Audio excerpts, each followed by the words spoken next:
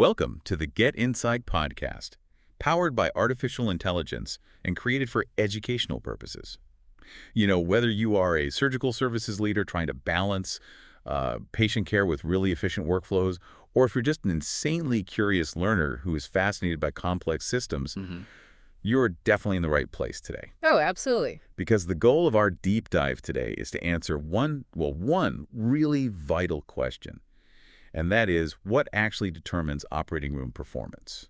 Yeah, and it's funny because it's a question people get wrong so consistently. Right. I mean, most people assume that better performance just means buying better, newer technology. Like you just get the latest 4K camera and boom, you're high tech. Exactly. We are so culturally conditioned to believe in this magic device theory, Yeah. We assume that if a hospital just purchases a cutting-edge robotic surgical arm, the room inherently becomes cutting edge.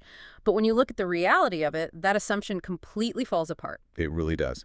Because the real answer isn't about the individual devices at all. It's about how the people, the workflows, the physical infrastructure, and the information, how all of those things actually work together. Which honestly reminds me of an analogy that just perfectly nails this. Imagine you buy this beautifully engineered, high-performance sports car. Right, the dream car. Exactly. The engine is flawless, right?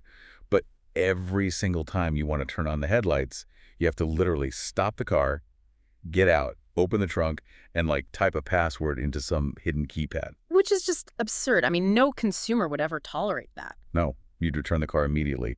But that is exactly how modern ORs are functioning right now. It is. And what's fascinating here is how this creates what we call the invisible workload. The invisible workload. Tell me more about that. Well, because these highly advanced devices operate so independently, they don't talk to each other natively. So the clinical teams, the actual human beings, they become the bridge. Wow, okay. They're forced to physically and cognitively connect these disconnected systems. So it's not even a dramatic equipment failure usually. It's just, it's those tiny micro delays we saw in the research, right? Precisely. It's things like a circulating nurse having to actually leave the sterile field to retrieve lab results from some other terminal across the room. Or I think one example was someone manually transferring images between systems on a USB drive. Yeah, a USB drive in a multi-million-dollar suite.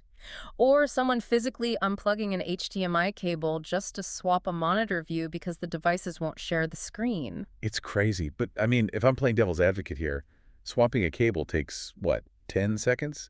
Does that really matter in a 4-hour surgery? It matters massively because it's not just 10 seconds of physical time. Those seconds become minutes and hours of lost cognitive focus. Context switching. Exactly. The team needs to maintain a very deep flow state. When you constantly interrupt that concentration to troubleshoot a monitor, you force the team to compensate for the disconnected workflows. They're essentially acting like human duct tape. Yes, and that takes a tremendous toll over a long shift. So what does this all mean? I mean, if isolated tech is the root problem here, what does ecosystem thinking actually look like in practice? Well, it shifts the focus away from the microchips and onto the environment. And this is where I was actually a little surprised because the examples of ecosystem thinking aren't, flashy AI or autonomous robots. No. It's just like ergonomics, lighting, and information flow. Yeah. Are these really basic things actually moving the needle in a high-tech OR? They absolutely are. If we connect this to the bigger picture, these three elements essentially dictate the success of everything else in that room. Really? Just ergonomics and lighting? Let's break it down. Take ergonomics. We aren't talking about a comfy chair. We are talking about natural, safe workflows around the sterile field. Okay, so like monitor placement. Exactly. When displays or controls are poorly positioned, say just slightly off axis, clinicians have to constantly adjust and overreach. Oh, I see. They'll hold a subtle, unnatural rotation in their neck for hours, and that leads to immense physical strain and deep fatigue. Which is just more that invisible workload. Exactly. The physical space should yield to the team, not the other way around. Okay, that made total sense. But what about lighting? I always thought lighting was just, either it's bright enough to see or it's not. That is a huge misconception. In an ecosystem, proper lighting is really about reducing visual fatigue. Visual fatigue? How so? Think about the pupillary reflex. A surgeon looks deep into a dark surgical cavity, their pupils dilate to let in light. Right. Then they look up at a blindingly bright, uncalibrated wall monitor to check a vital sign.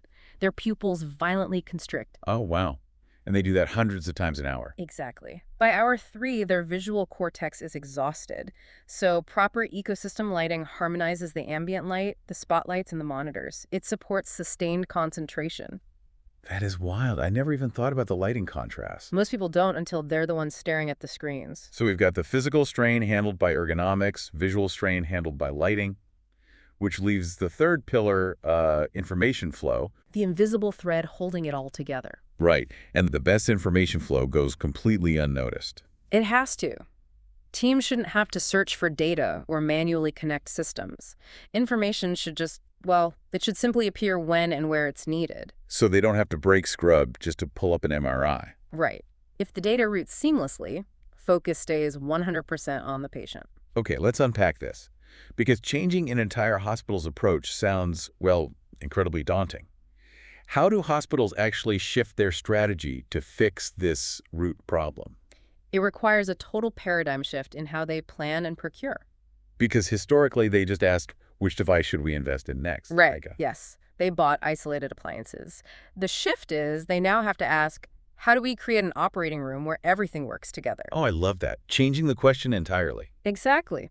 You stop buying standalone tools, and you start demanding open APIs. You buy nodes for an ecosystem. And what are the actual results of that? When a hospital gets this right, what changes? So many downstream benefits. You see much smoother room turnover, for one. Because no one is fumbling with cables or rebooting systems. Exactly. Workflows become predictable. But mostly, clinical teams spend drastically less time adapting to clunky systems and way more time actually caring for the patients. So this isn't about adding complexity to an already complex room. Not at all. It's actually about removing the unnecessary complexity from the clinical team's everyday work. You put the complexity into the invisible infrastructure. Precisely. Let the room do the heavy lifting so the humans can do the healing. That is just such a powerful reframe. So to summarize the absolute core takeaway for everyone listening to this deep dive, the future of the operating room isn't defined by individual technologies at all. No, it's really not. It's defined by how well those technologies work together as a truly integrated ecosystem. And I would encourage you, the listener, to look at your own workspaces or your own industries right now. For sure. This applies everywhere. It really does. Ask yourself, are you relying on individual tools that don't talk to each other? Are you constantly acting as that human bridge, carrying an invisible workload every day? Are you getting out of the car to turn on the headlights? Exactly. Because it leaves us with this final, really provocative thought to consider. Let's hear it. If we eventually reach a point where the operating room is a perfectly integrated ecosystem, where the room anticipates the workflow and data just flows instantly without any human intervention, how will the fundamental role of the surgical team evolve when they are finally truly freed to focus entirely on the human being on the table? Man, what a question. Just imagine the level of care possible when all that cognitive friction is just gone. It's going to be transformative. Well, thank you all so much for joining us on this deep dive. We hope it gave you a fresh perspective to take back to your own organization and, maybe a new way to look at the systems you interact with every single day. Keep asking the big questions, and we'll catch you next time.